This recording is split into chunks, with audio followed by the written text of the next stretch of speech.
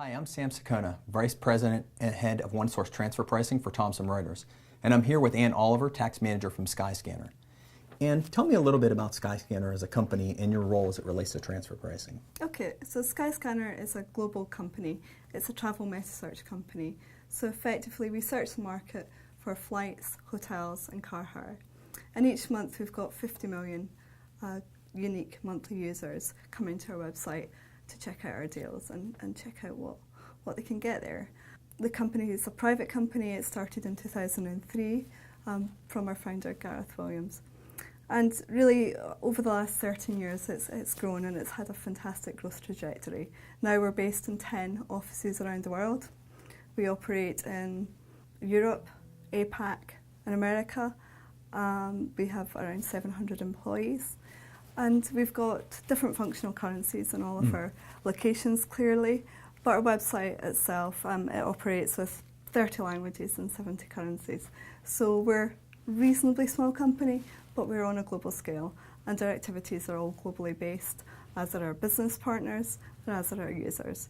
So in the context of transfer pricing, we are a multinational company and we face all the pressures and all the challenges that transfer pricing these days brings and all the new regulations and changes brings.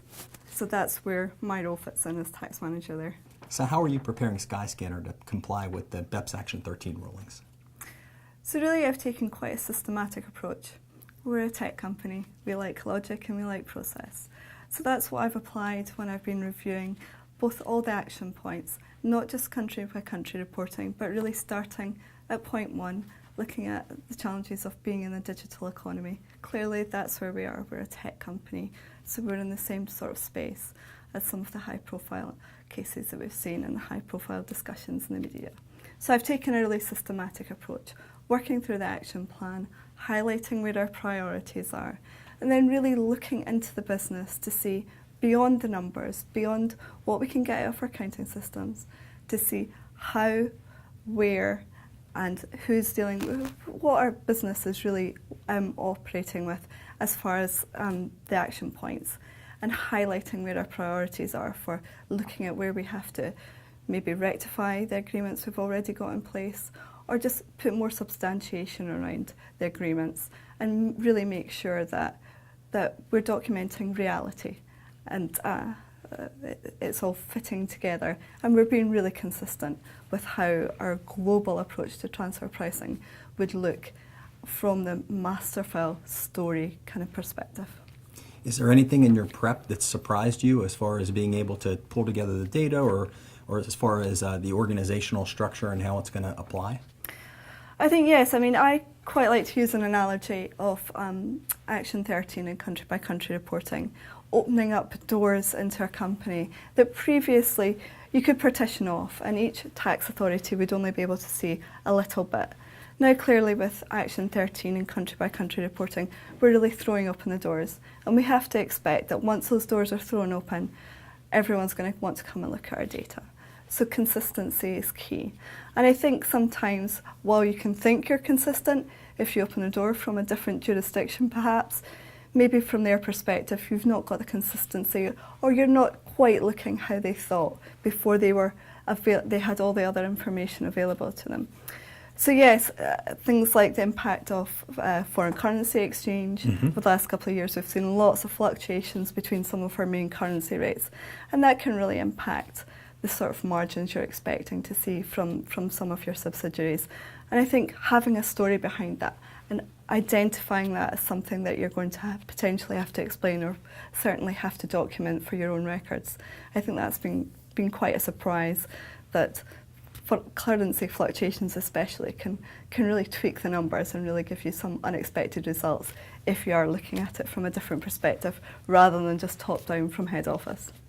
So how do you think technology fits into this process?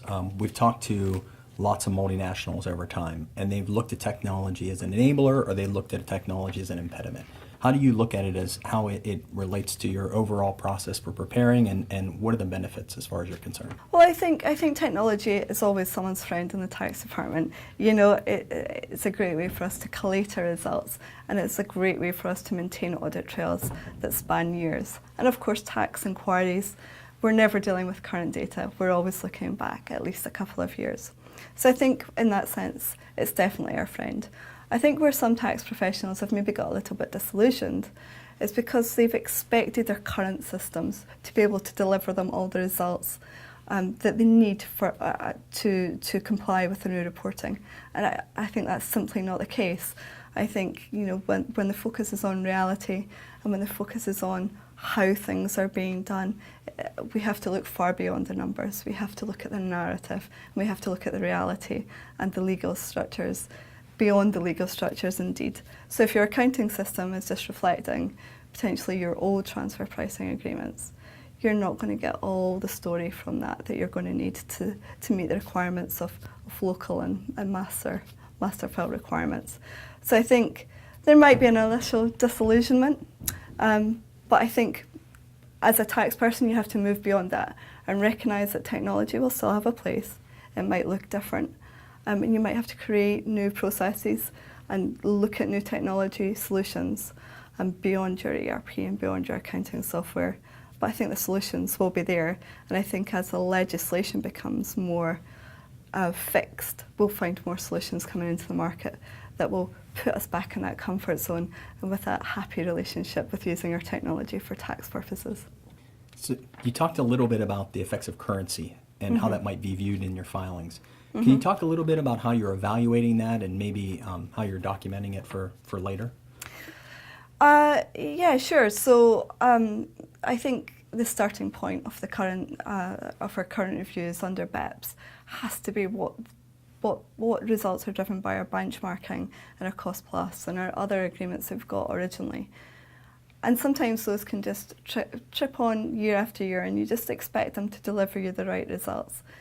But I think because of fluctuations in currencies, depending on what currency you're billing in, what currency your subsidiary is reporting in, what your overall impact is, there can be surprises. And the margin rate you thought you were going to get, or you thought you were going to be reporting in a local subsidiary, perhaps isn't quite there, simply because of something as simple as how you're billing them or how you're calculating it, and profit and losses being translated at different times of the year. It's nothing major, but it can have a major effect on the overall result that people will see under country-by-country reporting, and therefore it can undermine your consistency. So I think that's a really important thing to look at. Are you billing in the right currency? Right. Are you billing at the right times of the year? If you are billing on a kind of cost plus or profit sharing basis, and just to be aware of what the end result is going to be and how that's going to look under country-by-country reporting. So what about this process has surprised you, if anything? I think initially it is surprising, just the scope of the requirements under the new OECD Action Plan. We are going beyond the numbers. We're going to where contracts are concluded. We're going to how people are actually doing their business. And in kind of modern economy and modern life, we have things like flexible working. We have people working from all different locations. We have people working on planes and airports. You know, that's a fact of modern life. And I think the OECD action points kind of addresses that by still looking at things like permanent establishments and physical presences. But there are nuances there, and there's kind of tacit discussions about taxes being collected where revenue is generated, and that in the real world, in an internet economy company, is quite surprising that we've still got such uncertainty about that, and we're having to go down this process, and we're having to start the process while we're still working with uncertainty. So yeah, that's a surprising thing for me, and it's something that I know I'm going to have to continually monitor, just how these narratives are coming out, how different tax authorities are interpreting the action plan, and how they're looking at taking more fiscal revenue into their own jurisdictions. Right. Yeah. So you've done a lot with this process, and you're well down the road of your prep. What advice would you give for multinationals that are just getting started? I think you can start with the transfer pricing structures you've got already. But I think really it's almost a good opportunity to step back. You know, and I'm in a business that changes all the time. Our functions change, how, we're in such a growth trajectory and have been for so many years that I'm used to a situation that's constantly in flux and constantly having to question whether something that was fine 6 months ago even is still fine today. I think other companies, and I think the way transfer pricing has worked till now has been very much, you do a report, you get a bit of benchmarking, you get a nice chunky document and you put it in your cupboard, you bring it out at the end of the year and you kind of make sure your results are there, and that's kind of it. I think this is a lot more real time, and I think this is a lot more beyond our numbers. We have to talk to our commercial guys, we have to know where our contracts are going, we have to know how our business operates in reality, we have to have that story. That's maybe not something that everyone's so close to in multinational companies. Would people recognise what their story was? Do people actually know what their story is? As tax people, we are now the authors of our story. We need help with that. We need to make sure that the story we're creating is real, not just from the tax department's perspective, but from everyone's perspective. And have you gotten investor relations or internal stakeholders or your board involved in this discussion? And what did that process look like? Yeah, so in Skyscanner, our vision is to be the most used and most trusted online travel brand. And being the most trusted extends to everything we do, and that extends to tax. So our board are very much on board with wanting our company, our group, to exhibit transparent compliance. So that's my task. I want us to be compliant, which is sometimes difficult when we've got changing legislation and changing narrative on what compliance looks like.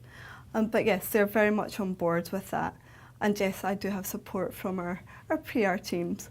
I think we want to contribute appropriately to all of the economies we work in, and I think that's a nice message. So hopefully our PR should be fine, I would hope. Great. So Anne, thank you very much for the interview. You're welcome. Appreciate the time. Great. And that's up for me from now.